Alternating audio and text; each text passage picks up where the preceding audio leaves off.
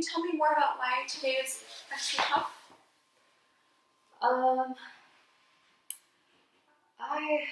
mean, it's honestly the same as I've described in the past. It's really just, it's just how it always goes. It starts with feeling kind of low and not really being interested in talking to people and isolating more and feeling like I'm feeling kind of poorly about myself and really just feeling absolutely down in the dumps. It's kind of hard to describe. It's just, it feels awful.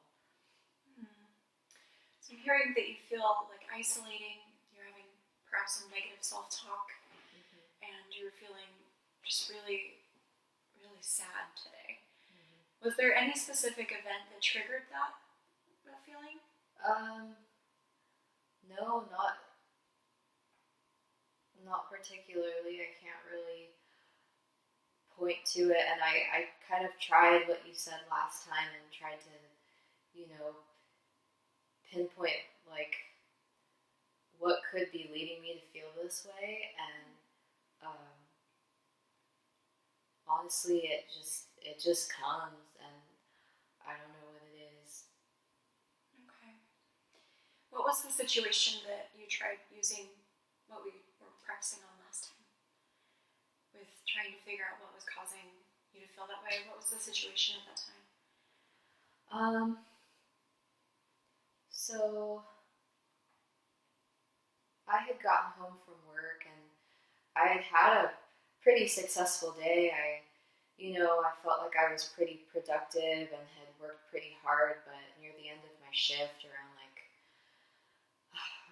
the last few hours, around 3 p.m., I just started to feel like a little more sluggish, and my concentration wasn't as great, and I started to slow down and really feel those negative feelings coming in. And then when I got home and I was alone, it was a lot of negative self-talk and not wanting to go anywhere. And I had had plans that night. I had somewhere I was really excited to go, and all of a sudden I wasn't excited to go anymore.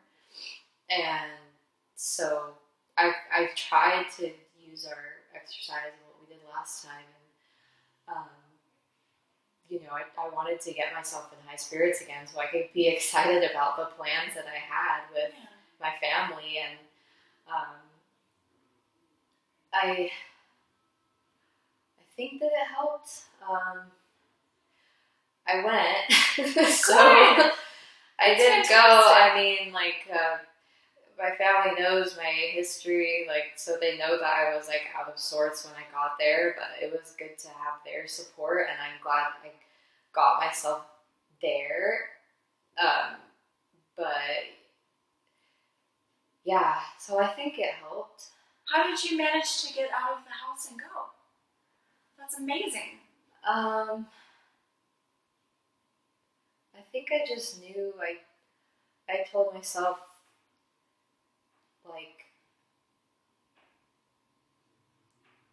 that it's okay, that my family knows my struggles and that they will be there to support me. And my family, I love them, and I know they have my back, so I knew that they would be able to kind of hopefully scoop me up and make me feel better. And as we were there, as we were at dinner, kind of hanging out and talking, I slowly started to come out of it and feel like I was pulled out of it, and I was able to feel alive and feel present for that while. So yeah, it sounds like your family really provides you support when you're feeling down. You feel comfortable, and you can open up to them about what you're feeling, and it sounds like they were able to help you get into a brighter space.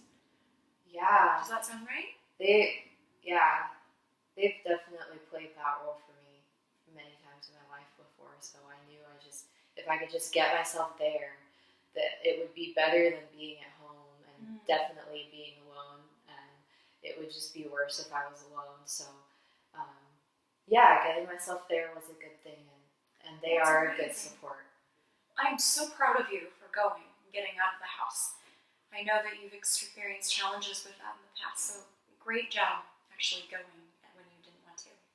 And Thank you. I wanted to give you kudos as well for practicing the exercise that we discussed. So thank you so much for practicing that. That's great. That's really good. I wanted to try another exercise today to add to your toolkit. So the exercise is called STOP, and it stands for stop, take a breath, observe, and proceed. So I wanted us to work on that together so that we can use it in future situations when you're feeling negative or having negative thoughts.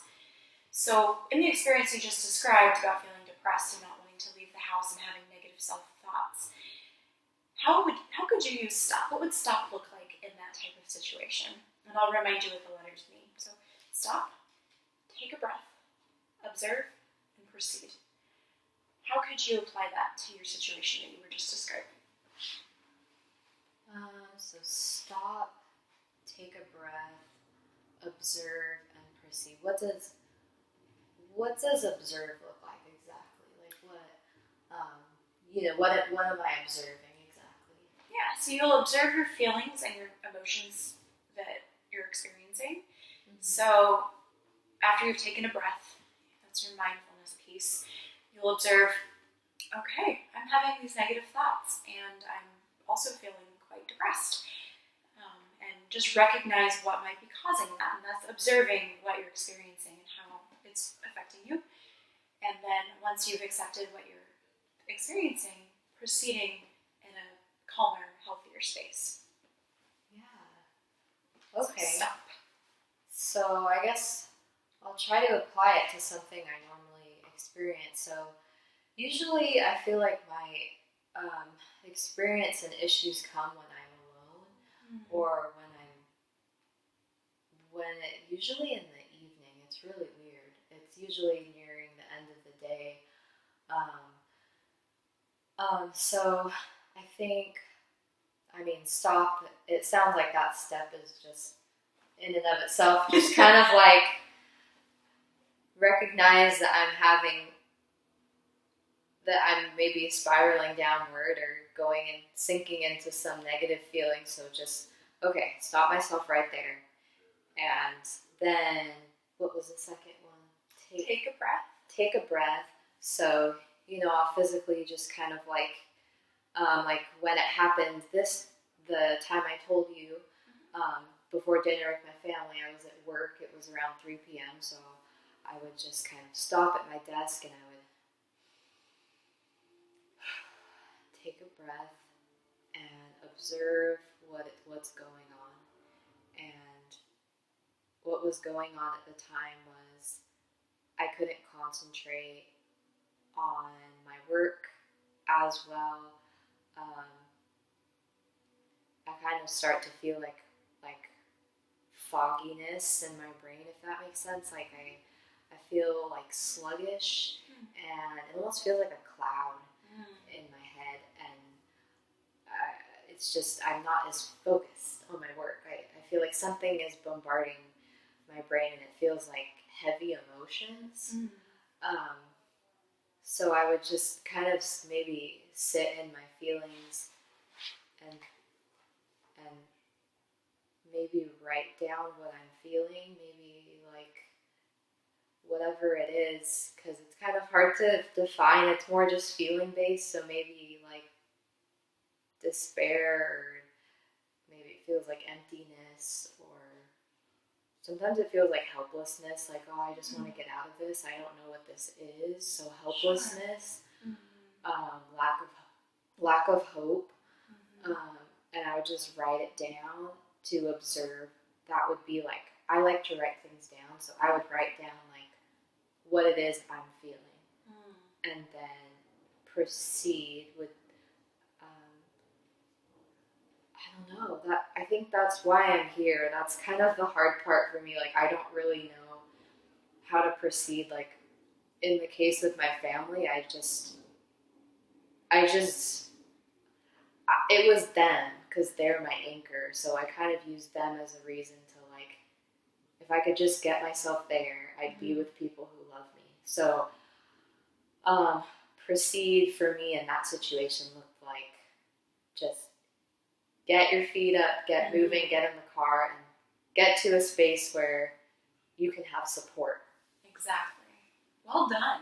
That was a perfect example of how you use stop. Nice job. And again, you were so courageous for feeling that depressed and making yourself get to your anchor. So please recognize how hard that was for you. And that's fantastic that you were able to do it. So you've done it before, and hopefully in the future you'll know that you can do that again. That's fantastic. Just a couple more things before our time ends for today. So I wanted to ask about emotional regulation. So when you're feeling really depressed, you were able to get yourself to your family.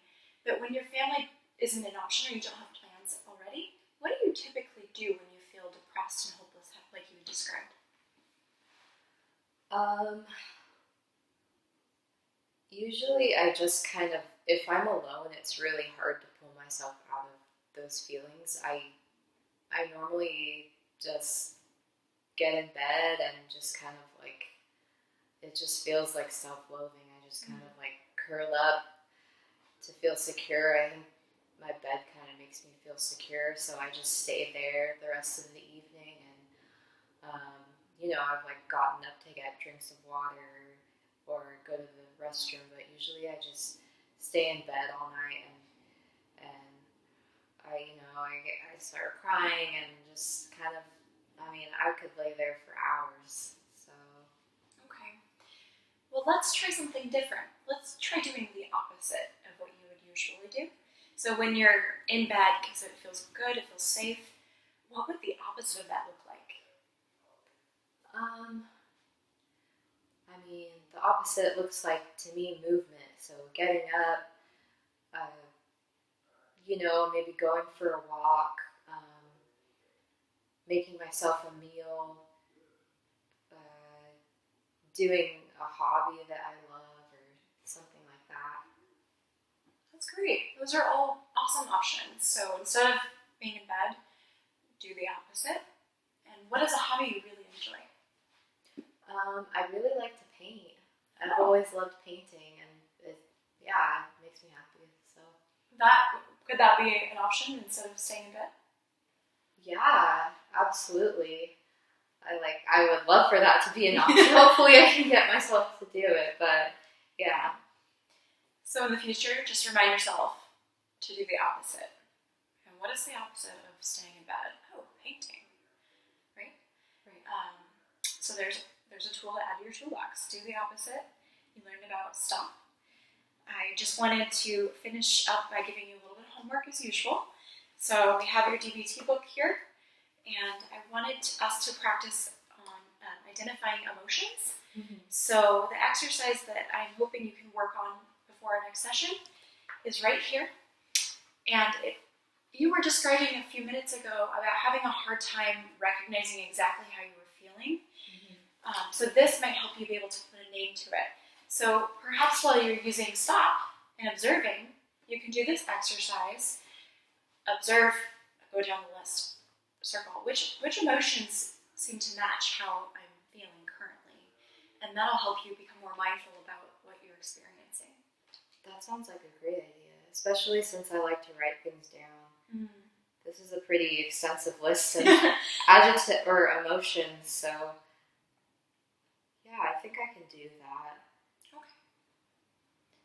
Wonderful. So let's try to do that before the next session, and then you stop.